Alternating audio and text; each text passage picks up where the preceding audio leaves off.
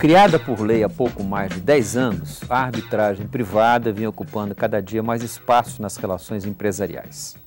A arbitragem ameaça de alguma forma o papel do judiciário ou deve ser vista como mais uma forma de evitar que questões particulares de menor ou maior importância sobrecarreguem a justiça? Este é o tema do nosso programa de hoje. O Via Justiça é uma parceria da TV Assembleia com a Associação dos Magistrados Mineiros.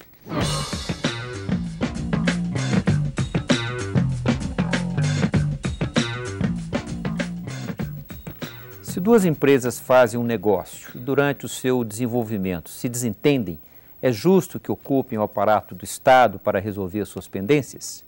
Se o negócio é privado e envolve apenas recursos materiais, não seria natural que as pendências também fossem resolvidas no âmbito privado? Esta é, em tese, a função da arbitragem privada, criada há pouco mais de 10 anos no Brasil, mas ainda pouco conhecido e, até certo ponto, vista com desconfiança. A arbitragem pode ajudar a diminuir a carga de processos no judiciário? Nós conversamos sobre isso no Via Justiça de hoje.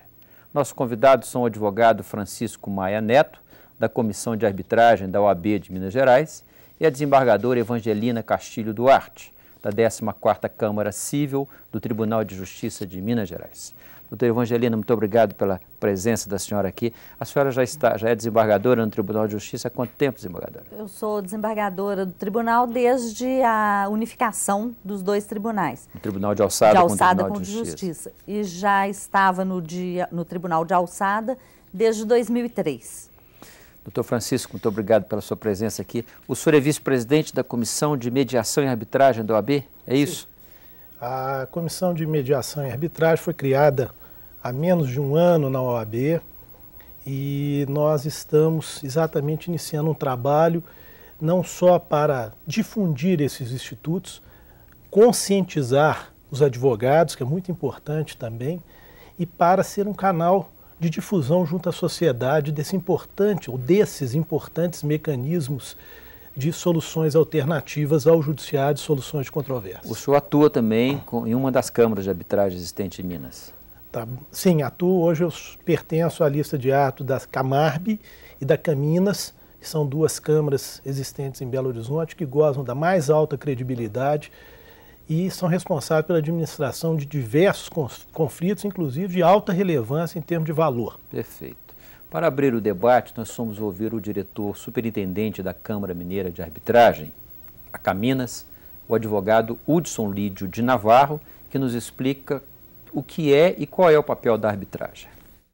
A arbitragem é um mecanismo para procurar um acordo, né, num determinado litígio. E não é isso. A arbitragem é um instituto jurídico forte, né, calcado na Lei 9.307, que é a Lei Brasileira de Arbitragem, muito bem concebida, por sinal, né, e a arbitragem é prevista, é a solução privada da controvérsia, onde as partes elegem, né, uma instituição privada ou pessoas mesmo, no caso de uma arbitragem ad hoc, né, para que elas solucionem o seu litígio, a sua controvérsia, de forma privada, sem a interferência do judiciário. Então, esse litígio resolvido por arbitragem, ele tem algumas vantagens realmente muito importantes.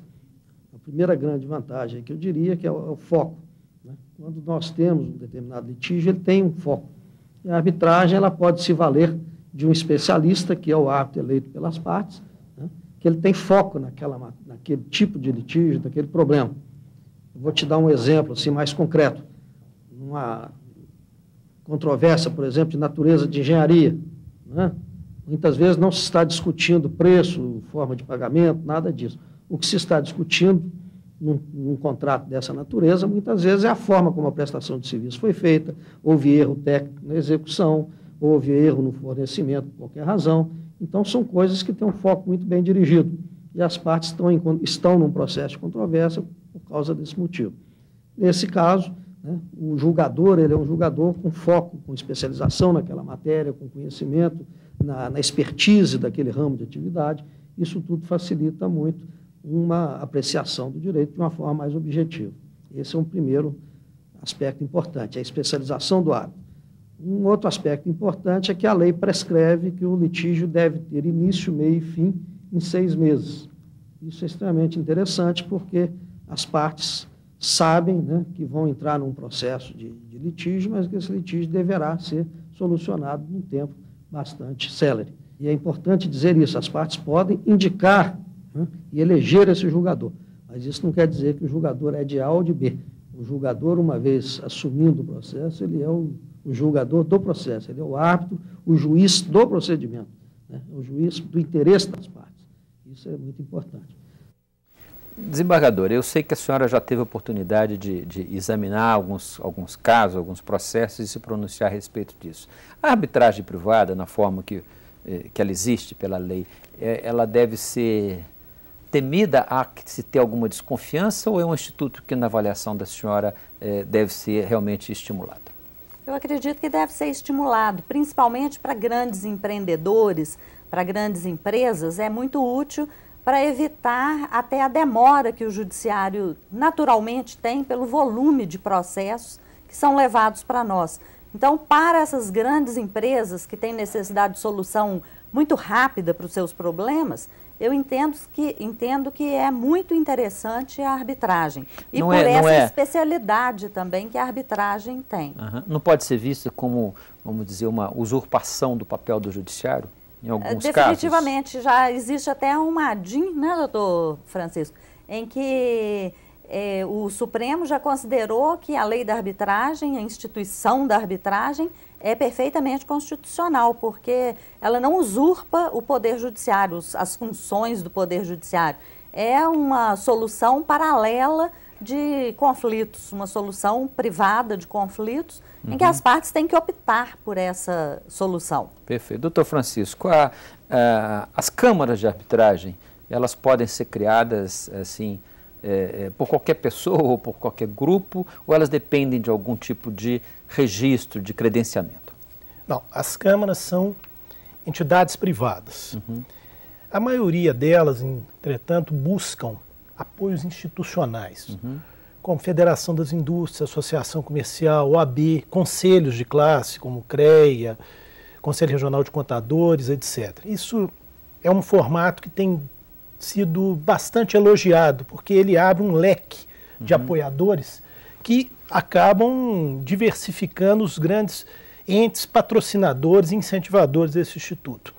E talvez essa seja a grande vantagem e também se mostra algumas vezes desvantajosas. Mas elas não dependem, então, de nenhuma autorização do Estado? Não. É totalmente livre. A arbitragem, como bem colocou a desembargadora aqui, é uma alternativa privada, onde dois entes que podem livremente contratar e que podem dispor de alguns direitos, porque isso é muito importante, que a arbitragem ela não pode se aplicar, por exemplo, a uma guarda de um menor. Sim. Ela não se aplica, esses direitos são ditos indisponíveis. Mas havendo isso, e também é muito importante que se saiba que não precisa nem de uma Câmara. Eu e um vizinho meu, por exemplo, que tivermos uma divergência, nós podemos eleger um terceiro da confiança recíproca e esse terceiro, seguindo todos os ritos que a lei prescreve, ele pode dar uma decisão que tem a mesma eficácia da decisão de um juiz estatal. Não há, então, que se confundir, em hipótese alguma, as câmaras de arbitragem com tribunais? Sim, inclusive hoje existe um órgão privado também que reúne essas câmaras sérias. Chama-se CONIMA, Conselho Nacional das Instituições de Mediação e Arbitragem. E o CONIMA publicou um código de ética. Esse código de ética é muito interessante porque ele proíbe que câmaras utilizem palavras que podem confundi-lo como judiciário, do tipo tribunal, usar brasão da República, e o que é nefasto, a figura de juiz arbitral, inclusive com carteira. Se me permite, eu vou contar até um caso real que aconteceu. Posso? O senhor vai contar, mas o senhor vai contar no próximo bloco, porque agora eu vou encerrar esse bloco e nós vamos abrir o próximo bloco com o senhor contando esse caso. Tá ótimo, muito bom. Nós voltamos já.